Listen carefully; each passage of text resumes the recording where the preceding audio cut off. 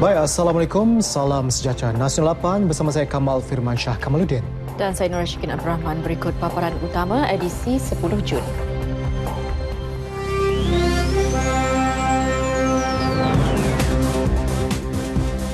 Kolej Universiti Islam Sultan Azlan Shah Kuisas Kuala Kangsar kini bertaraf universiti.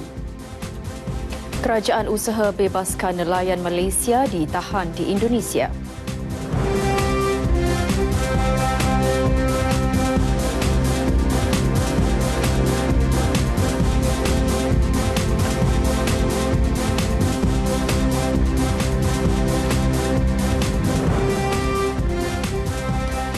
Kolej Universiti Islam Sultan Azlan Shah Kuisas Kuala Kangsar dinaik taraf menjadi sebuah universiti penuh dikenali sebagai Universiti Sultan Azlan Shah Malaysia USAS berkuat kuasa serta-merta. Pengumuman itu dibuat oleh Perdana Menteri Datuk Seri Najib Tun Razak ketika menyampaikan ucapan ringkas di Masjid Kuisas sebelum menunaikan solat Jumaat. Pengiktirafan tersebut turut mendapat perkenan Sultan Perak Sultan Nazrin Muizzuddin Shah. Sukacita saya mengumumkan bahawa Kolej Universiti Islam Sultan Azlan Shah Kuisas diberi status universiti penuh dengan rancangan. Tambah beliau, sebagai permulaan, universiti tersebut akan diberi grant tahunan setiap tahun oleh kerajaan pusat, menjadikan Kuisas sebuah universiti adalah antara 5 agenda calon Barisan Nasional BN bagi kerusi Parlimen Kuala Kangsar Datin Mastura Muhammad Yazid. USAS telah memulakan operasinya pada tahun 1999 sebelum dinaik taraf sebagai Kolej Universiti pada tahun 2013. Dalam satu majlis sebelum itu, Datuk Seri Najib yang juga Menteri Kewangan memaklumkan kedudukan hutang kerajaan persekutuan jauh lebih kecil jika dibandingkan dengan beberapa negara maju seperti Amerika Syarikat dan Jepun. Perdana Menteri berkata kedudukan hutang negara ketika ini masih berada pada tahap yang mampu ditangani oleh kerajaan. Datuk Seri Najib mengingatkan rakyat supaya tidak terpengaruh dengan dakwaan pihak tertentu, kononnya negara mempunyai hutang yang amat banyak.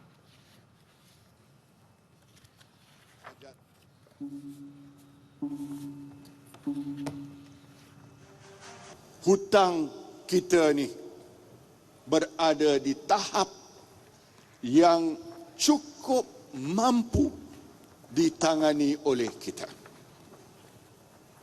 Banyak negara-negara lain hutangnya jauh lebih daripada kita. Amerika Syarikat, Jepun, atas Singapura pun jumlah hutangnya berbanding dengan per kapita adalah lebih besar daripada kita. Jangan pakai cakap ketua ranting PAN cakap. Jangan pakai dengar calon pembangkang cakap. Pakai dan dengar apa Bank Dunia cakap.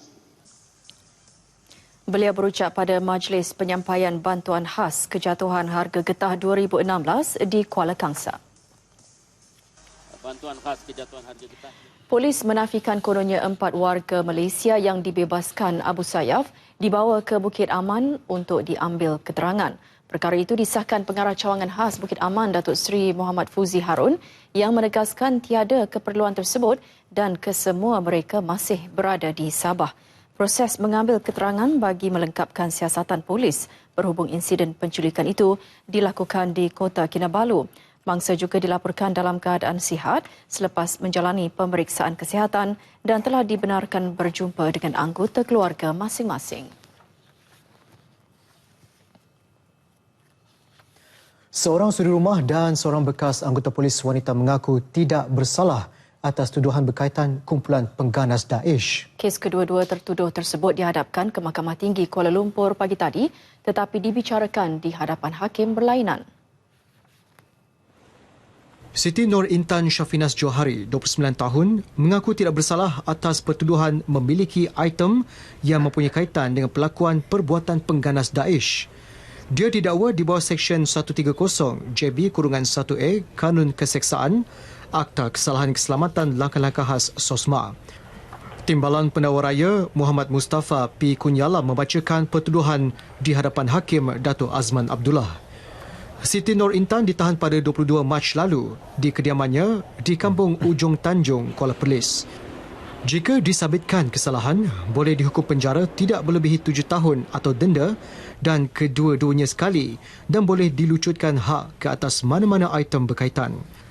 Sementara itu, di hadapan Hakim Nordin Hassan, Timbalan Pendakwa Raya sama membacakan pertuduhan ke atas seorang bekas anggota polis berpangkat korporal yang juga berkaitan kumpulan pengganas Daesh. Jus Ninawati mengaku tidak bersalah.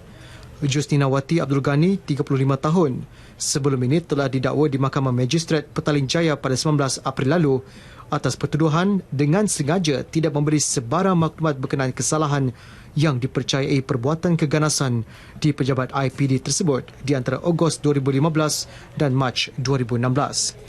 Jus Ninawati didakwa di bawah Seksyen 130 JA Kanun Keseksaan Akta SOSMA yang memperuntukkan hukuman penjara maksimum 7 tahun atau denda atau kedua-duanya. Hakim Mahkamah Tinggi menetapkan tarikh 8 Ogos untuk sebutan semula kes dan perbicaraan pada tarikh 6 hingga 8 September. Sementara itu, di Mahkamah Magistrate Kuala Lumpur, seorang tukang cat didakwa di hadapan Magistrate Siti Raziah Kamarudin kerana dengan pengetahuan mengendalikan harta pengganas Abu Sayyaf Muhammad Joraimi Awang Remi. Tertuduh didakwa memberikan wang sebanyak RM700 bagi kegunaan dan manfaat pengganas tersebut.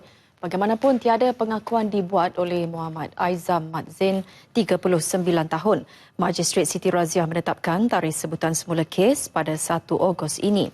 Muhammad Aizam didakwa melakukan kesalahan itu pada pukul 11 malam 26 Disember 2015 di sebuah restoran di Seksyen 2 Wangsa Maju, Kuala Lumpur. Tertuduh didakwa di bawah Seksyen 130Q-1 Kanun Keseksaan. Jika sabit kesalahan, boleh dipenjara tidak melebihi 20 tahun atau denda dan boleh dilucutkan hak ke atas mana-mana harta berkaitan. Muhammad Aizam sebelum ini juga telah didakwa di Mahkamah Magistrate Petaling Jaya pada 8 Jun lepas atas kesalahan memiliki item berkaitan pengganas Daesh.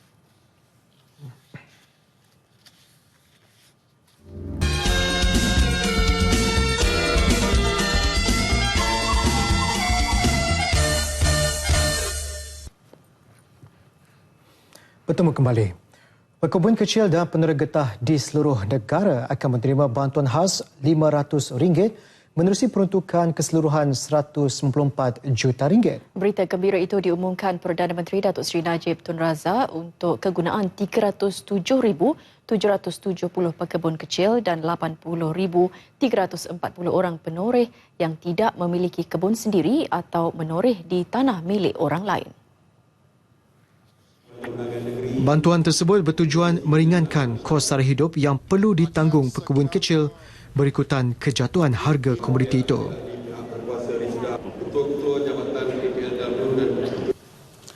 Sebagai sebuah kerajaan, kita sentiasa amat prihatin, amat mengambil berat, amat pakar akan segala rintihan rakyat, segala permasalahan rakyat yang dihadapi oleh setiap kelompok dan golongan di mana saja mereka berada. Perdana Menteri turut menyatakan bantuan yang diberi bukan semata-mata disebabkan pilihan raya kecil Parlimen Kuala Kangsar 18 Jun ini. Ini kerana bantuan khas seperti itu pernah disampaikan pada 2013 dan 2014. Beliau berucap pada majlis penyampaian bantuan khas kejatuhan harga getah 2016 di Dewan Jubli Perak Kuala Kangsar. Seramai 1,264 pekebun kecil dan 216 penera getah dalam kawasan Parlimen Kuala Kangsar menerima manfaat daripada bantuan khas tersebut. Sementara itu, rata-rata penerima bantuan khas tersebut yang ditemui berterima kasih dan menarik nafas lega dengan bantuan yang diumumkan. Sedikit sebanyak bantuan tersebut dapat menampung perbelanjaan harian dan persediaan menyambut Aidilfitri.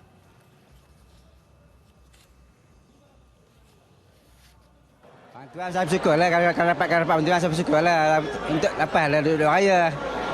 Memenangkan harga turun kan. Kali ni kalau dapat bantuan tu memang banyak syukur pada Tuhan. Sebabnya kita dapat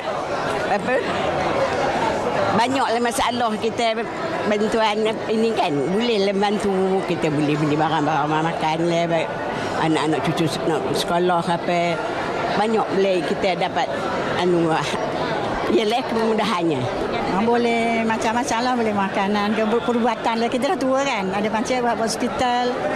Itu rasa syukur Alhamdulillah lah, elok lah kerajaan bantu macam ni. Boleh rakyat pun senang kan. Kalau anak-anak yang sekolah pun boleh bantu anak-anak sekolah. Macam makcik ni untuk keperluan makcik lah. Alhamdulillah lah, ni masa nak raya pun ni. Syukur Alhamdulillah lah dapat. Mengulas mengenai bayaran khas tersebut, Menteri Kemajuan Luar Bandar dan Wilayah Datuk Seri Ismail Sabri Yaakob menjelaskan penoreh dan pekebun getah yang layak boleh mengunjungi pejabat pihak berkuasa RISDA untuk mendapatkan bayaran berkenaan. Kesemua bayaran khas itu dijangka dapat diselesaikan minggu hadapan. Dalam masa seminggu, minggu depan kita boleh selesaikan keseluruhan bayaran. Kerana itu pun dah dekat raya juga dah tu. Habis minggu depan dah 27 kan. Mana ada 1 week lagi dah nak raya lah. Jadi saya minta pada RISDA supaya selesaikan pembayaran keseluruhan dalam minggu depan. Mulai daripada hari Senin. Kalau saya boleh, hari Senin hingga Ahad lah. Ada pejabat RISDA, kalau perlu bukalah untuk memastikan semua bayaran dapat kita selesai.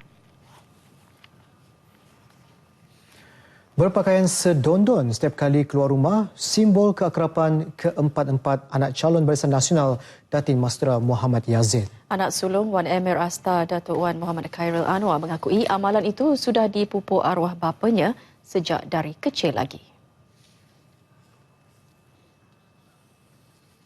Bagi memastikan keakraban itu terbina, Allahyarham sentiasa menyemai nilai kekeluargaan di dalam diri setiap anak-anaknya.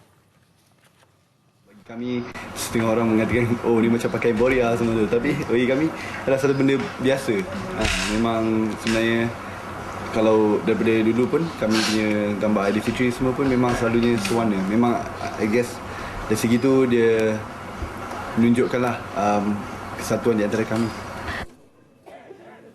Selain Wan Emir, 3 lagi adiknya, Wan Imar Izzat, Wan Iskandar dan Wan Muhammad Amar juga sudah selesa dengan kebiasaan yang keluarga mereka amalkan sejak kecil.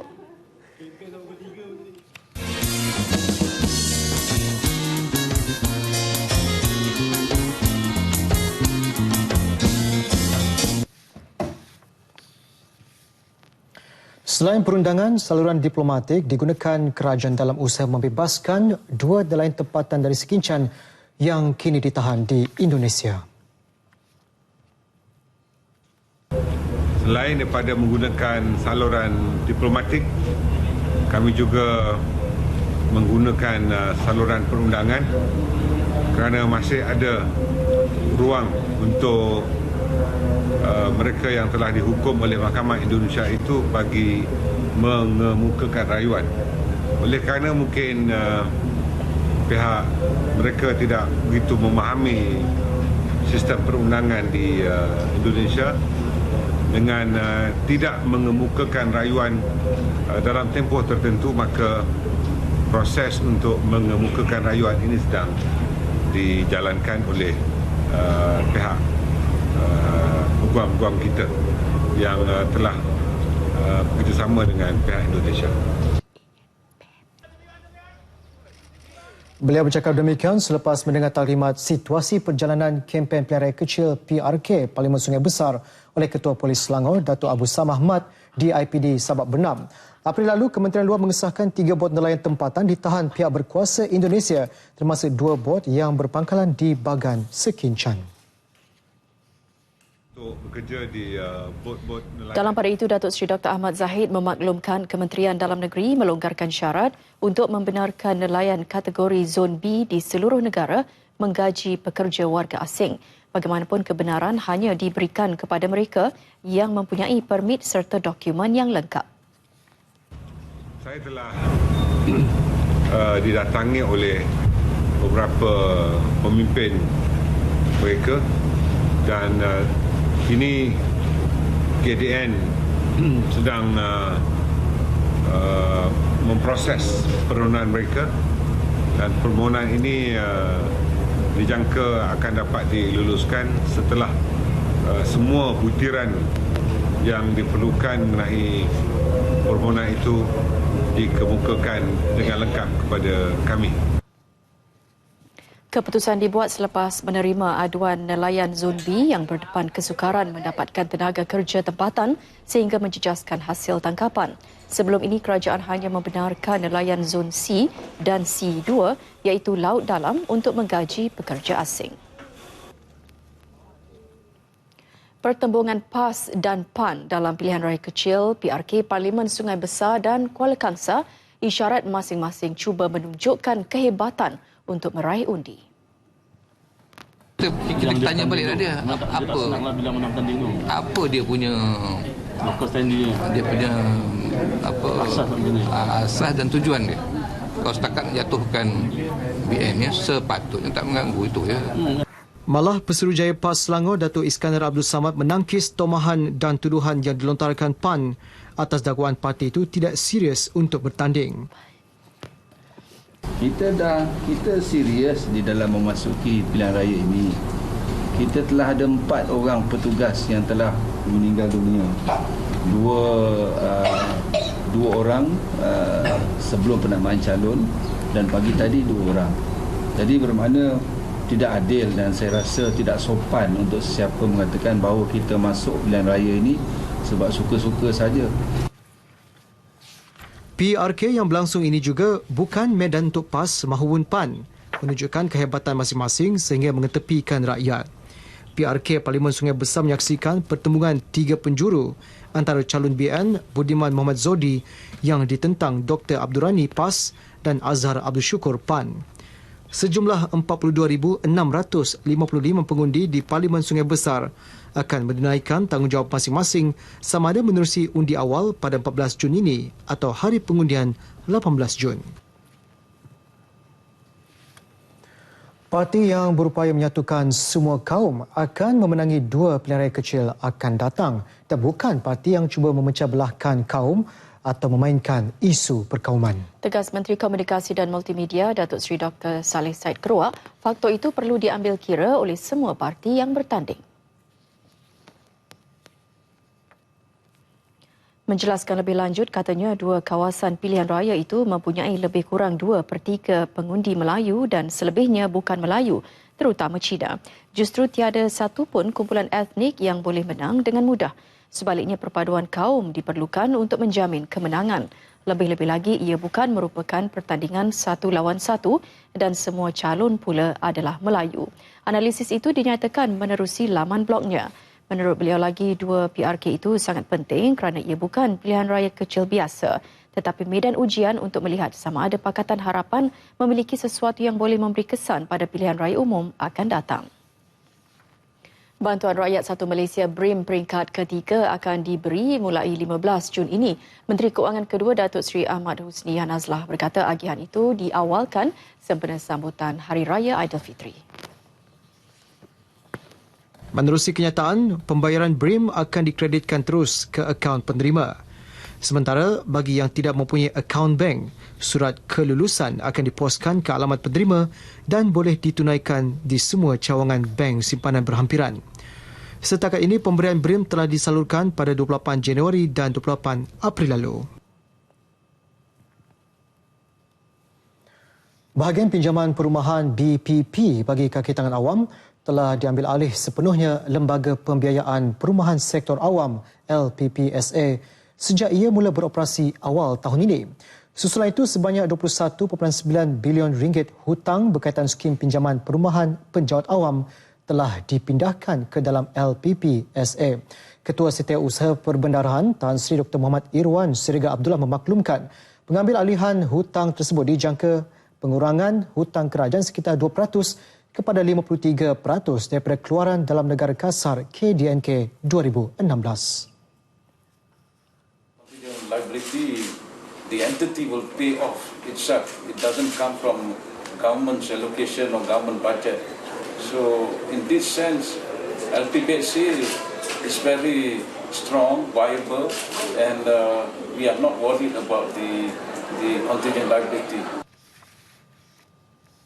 LPPSA mengambil alih sepenuhnya fungsi bahagian pinjaman perumahan BPP sebagai agensi tunggal untuk kemudahan pinjaman perumahan kerajaan sekaligus mengurangkan beban operasi kerajaan. Tambah Tan Sri Irwan, kerajaan turut mempertimbang pengambil alihan operasi pembayaran pencen kaki tangan awam oleh kumpulan wang persaraan diperbadankan KOAP dengan proses rundingan akan dimuktamadkan dalam jangka masa terdekat.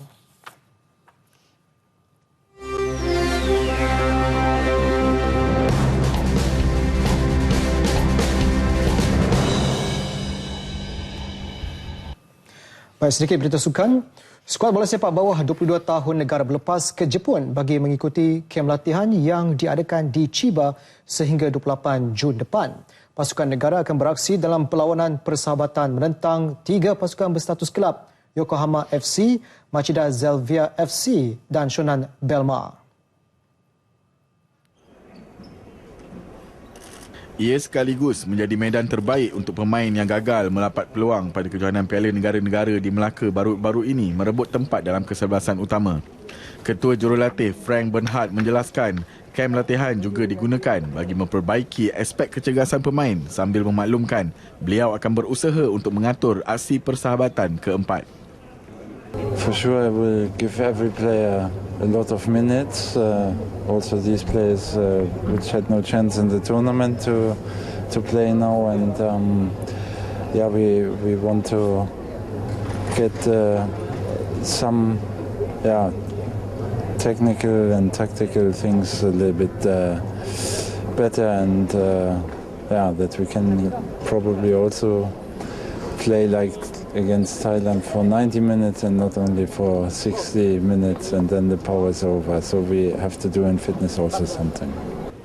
Sementara itu, Ketua Pasukan Muhammad Faris Shah Muhammad Rosli menyifatkan kem latihan dapat memberi ruang kepada pemain untuk lebih memahami taktikal yang ingin diserapkan Bernhard.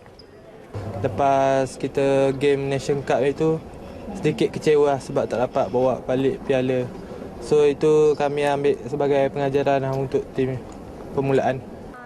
Skuad bawah 22 tahun negara ditemui sebelum berlepas ke Chiba, Jepun di lapangan terbang antarabangsa Kuala Lumpur, KLIA pagi tadi.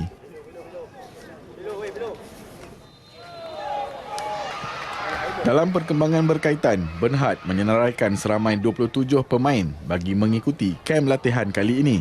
3 daripada senarai 27 pemain yang telah ke kejohanan bola sepak Nations Cup 2016 di Melaka dari 3 Jun hingga 5 Jun lepas telah digugurkan oleh pengendali dari Jerman itu akibat kecederaan. Antaranya ialah Muhammad Syarul Hakim Rahim, Adam Nur Azlin dan Muhammad Firdaus Sayadi. Mereka digantikan dengan Muhammad Arif Fazilah Abu Bakar dari T-Team, N Tanah Balen dari Negeri Sembilan dan Nik Muhammad Syarif Hasafi Muhammad Lazim dari Pahang. Nak banding dengan player-player lain, saya player antara terbaru lah. Mungkin saya perlu saya kurang pengalaman daripada diorang, jadi saya belajar daripada diorang. Tapi saya cuba sedaya upaya saya. Diorang lagi experience lah, sebab senior player kat sana. Diorang lagi profesional semua. Kalau main dengan diorang, mesti ada dapat banyak experience dengan diorang lah. Kem latihan dan perlawanan persahabatan kali ini adalah pertama kali diadakan di luar negara sejak Bernhard mula mengendalikan skuad projek Sukan C 2017.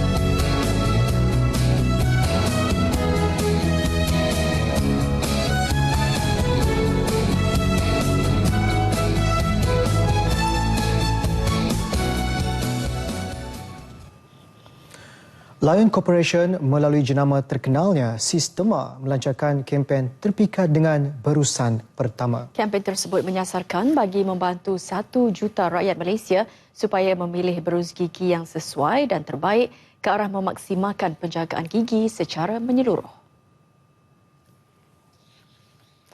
Menurut pengurus pemasaran Southern Lion Sendirian Berhad, Puan Nazura Jalil, majoriti rakyat Malaysia belum sedar tentang pemilihan berus gigi yang sesuai dengan keperluan dan tabiat pengguna. Dengan kempen Sistema Love at First Brush ini, kami mensasarkan 1 juta rakyat Malaysia untuk mengambil langkah pertama dalam mencapai kebersihan gigi yang lebih baik sepanjang hayat dengan memilih berus gigi yang tepat. Kempen selama 1 minggu bermula Isnin lalu sehingga hujung minggu ini disertai bersama rangkaian kedai Watson Malaysia. Sistema yang merupakan jenama berus gigi nombor 1 di Jepun sejak beberapa tahun lepas menerusi kajiannya mendapati 8 daripada 10 orang pengguna menyukai berus gigi tersebut. Nasional 8 berakhir di sini. Visual Majlis Berbuka Puasa Anjuran Kementerian Perdagangan Dalam Negeri, Koperasi dan Kepenggunaan KPDNKK bersama warga kerja RTM mengakhiri pertemuan kita malam ini. Assalamualaikum dan selamat menunaikan solat tarawih.